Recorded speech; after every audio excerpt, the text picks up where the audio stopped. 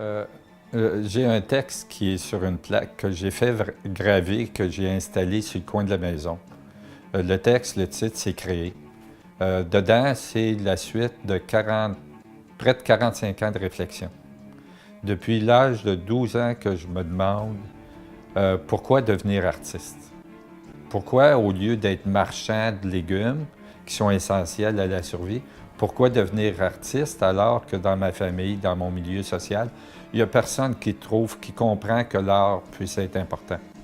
C'est normal pour un artiste d'être incompris. Parce qu'on dit aussi qu'un artiste est un créateur. Créer veut dire faire du nouveau, faire du quelque chose qui n'a pas été vu. C'est faire quelque chose qui n'a pas été compris encore. Fait que c'est normal d'être incompris parce qu'on est en train, chaque minute, chaque heure, chaque semaine de notre vie, en train d'élaborer, de construire quelque chose qui n'est pas déjà compris.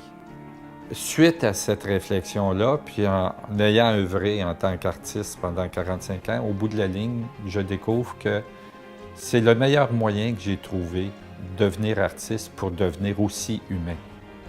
Notre mise en humanité passe par l'art.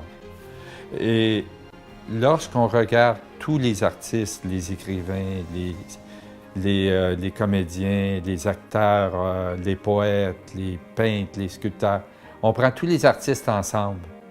C'est là qu'on voit comment on fait pour être un être humain, puis c'est où est notre sensibilité, puis où est notre nature. C'est pour ça, dans mon texte, je dis, si on n'avait pas les artistes, on jouerait de notre humanité à l'oreille, parce qu'on ne saurait pas comment on fait pour être un être humain.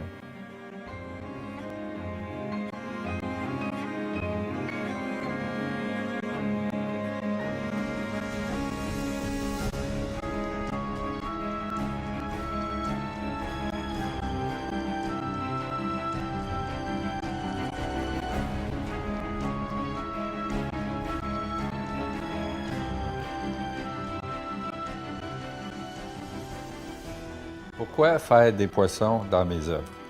Parce que je fais un parallèle. C'est très important pour moi de faire un parallèle entre l'être humain et le poisson. Le poisson, c'est une belle forme à travailler avec les couleurs et tout ça. Mais aussi, le poisson est dans l'eau.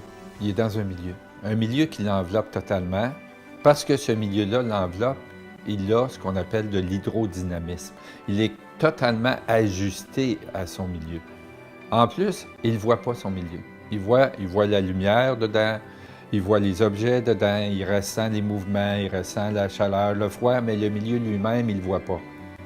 Et en plus, il l'avale. Il avale son milieu, il en garde l'oxygène, puis il rejette le reste. Le poisson de surface, le poisson des profondeurs, c'est deux poissons différents. Poisson d'eau chaude, poisson d'eau froide, c'est deux poissons différents. Pourtant, c'est toujours un poisson. L'être humain, c'est la même chose, sauf que notre milieu, à nous, les êtres humains, qui nous donne notre oxygène, qui nous permet de devenir des êtres humains et de rester des êtres humains, on appelle ça la culture. La culture, c'est la langue. La culture, c'est la musique. La culture, c'est l'écriture, c'est la poésie, c'est le roman, c'est le théâtre. C'est tout ça, la culture. C'est même la forme des fourchettes, la culture. C'est même la couleur des rideaux. La culture, c'est tout ce qui permet de dire « moi, je deviens, je continue, je suis un être humain ». C'est par la culture qu'on fait ça. On en prend certains éléments, on les absorbe, on les garde, puis ça fait notre identité. Comme le poisson dans l'eau. Il avale l'eau, il en garde des parties qui lui permettent de vivre en tant que poisson. Nous, la culture nous permet de vivre en tant qu'être humain. C'est ça que ça fait. C'est ça que ça fait pour nous. Et qui travaille à nous aider à faire la culture, c'est l'artiste. On ne vient pas au monde artiste, on le devient avec le temps, quand on a besoin, quelque part, de faire quelque chose qui se distingue de l'arbre, de la roche, qui se distingue de la rivière, qui devient différent. Puis là, c'est l'art en soi. On a l'impression que ça vient du fond de soi.